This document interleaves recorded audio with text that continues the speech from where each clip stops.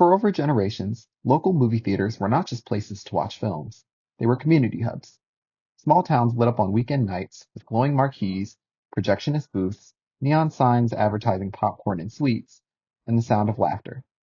For amateur filmmakers, some of these theaters offered rare chances, local screenings, festival nights, and low-cost opportunities to show their work where neighbors and potential peers could come together to celebrate the art of film. In their heyday, these theaters served as launch pads. Someone with a camcorder or 16mm reel could actually see their film on a screen, engaging with community audiences who might have known them personally. Feedback, recognition, and access was real and relatively affordable.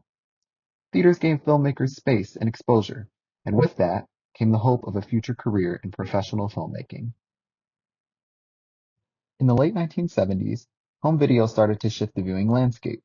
In late 1976, the Japanese Victor Company released the first VHS recorder, and in 1977, VHS would begin to reach other markets such as the United States, Canada, and the UK. Video rental stores began popping up locally in the United States, and families were able to bring the movie theater to them. Suddenly, stories could live in any living room. They were no longer confined to just theater spaces. Businesses like Warner, Paramount, and 20th Century helped to popularize VHS in the creation and distribution of both homemade and professional media. From 1995 to 1997, the DVD format was officially developed through an alliance of tech giants such as Toshiba, Sony, and Panasonic, entering the test market first in the US. DVD soon became commonplace roughly from 1998 to 2003, outright replacing VHS as the dominant form of physical media. This media form brought better quality along with easier portability. Films once exclusive to cinema became public, rented, bought, owned, exchanged, bootlegged, etc. This development provided even more chances for people, filmmakers, and viewers alike to access films and media without ever stepping inside a theater. In recent years, streaming platforms have exploded as the dominant spaces to view both films and shows alike. Platforms such as Netflix, Hulu, Disney Plus, and others have turned premieres that once held prestige, social political significance, and hands-on marketing creativity into everyday events experienced from home at the viewer's leisure.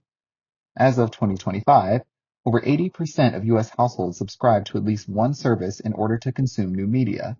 The remaining 20% may travel to theaters to consume new media, though nowadays this is far less likely for non-blockbuster films. Films and shows are now consistently at the fingertips of the general public, and theaters have entered the territory of a former luxury. Local theaters are feeling the shift in the worst ways possible. Many are facing extreme financial strain. For small-time theaters, maintaining projection equipment, paying rent, paying employees, and attracting enough audience members are all much more difficult.